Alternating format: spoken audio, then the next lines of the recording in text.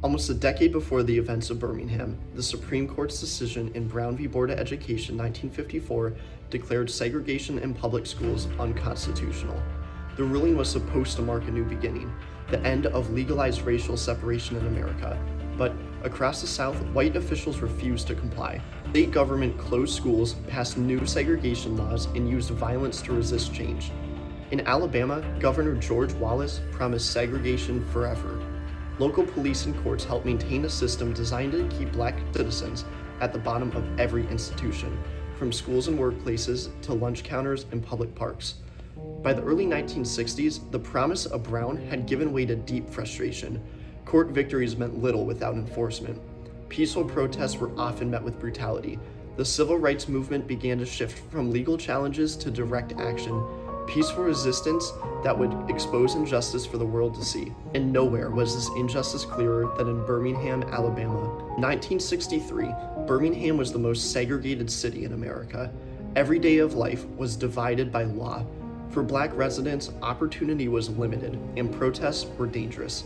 Over the previous decade, more than 50 bombings have targeted Black homes and churches, earning Birmingham the nickname Bombingham. Amid this fear stood Reverend Fred Shuttlesworth, whose faith and courage became the backbone of local resistance.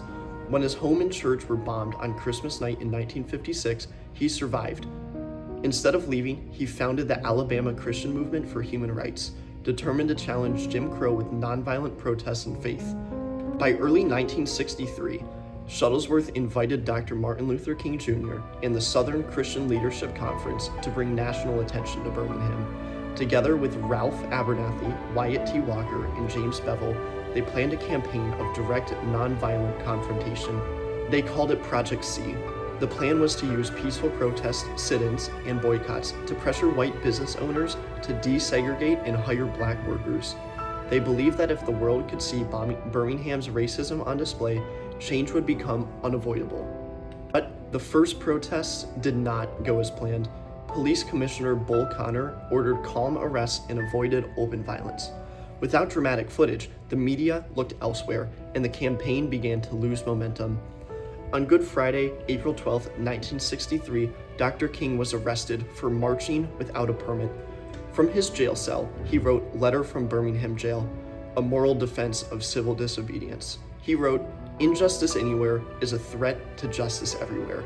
That letter transformed the Birmingham Campaign into a national moral crisis and gave the movement its defining voice. As weeks passed, adult volunteers were exhausted or jailed. That's when James Bevel proposed a bold new idea to involve the children. At first, Dr. King resisted. The risk of doing this was enormous. But when hundreds of students volunteered, their courage silenced every doubt. On May 2nd, children left classrooms singing, "We shall overcome." Police arrested them by the hundreds. By the next day, thousands more filled the streets. Bull Connor reacted with violence. He ordered firefighters to blast young marchers with high-pressure hoses and the police to unleash attack dogs. Television captured it all. Images of children thrown to the ground, their faces filled with terror and defiance. These images shocked the nation and made Birmingham impossible to ignore. As footage aired across America, outrage grew. President John F. Kennedy, disturbed by what he saw, said the scenes made him sick. He sent Assistant Attorney General Burke Marshall to Birmingham to negotiate peace. But Fred Shuttlesworth refused to accept hollow promises. He demanded real changes, the removal of segregation signs, fair hiring practices, and freedom for all the jailed demonstrators. 10th, 1963, after weeks of negotiation, the desegregation settlement was reached. The agreement promised to desegregate public facilities, hire Black employees, and release all protesters from jail. It was a limited victory, but a historic breakthrough. For the first time, Birmingham's walls of segregation began to fall. King, Walker, and Shuttlesworth reached an agreement with Birmingham business leaders to remove segregation signs, hire Black workers, and free protesters. This gave President Kennedy momentum to propose what becomes the Civil Rights Act of 1964. Cost of progress was high. On September 15, 1963, white extremists bombed the 16th Baptist Church, killing 4 girls, Addie Mae Collins, Denise McNair, Carol Robertson, and Cynthia Wesley, bombing was meant to silence the movement, but it had the opposite effect. Public outrage deepened, and the fight for equality gained unstoppable momentum.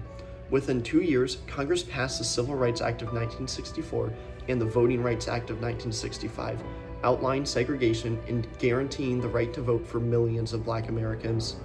The Birmingham Campaign stands as a defining moment in American history.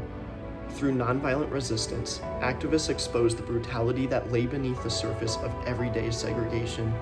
Their struggle transformed policy, reshaped public opinion, and redefined the meaning of citizenship in a democracy. Fred Shuttleworth's face, King's leadership, and the determination of thousands of Birmingham citizens showed that justice is not given, it's won. The work for equality continues. The movement they began reminds us that moral courage has the power to change both law and history.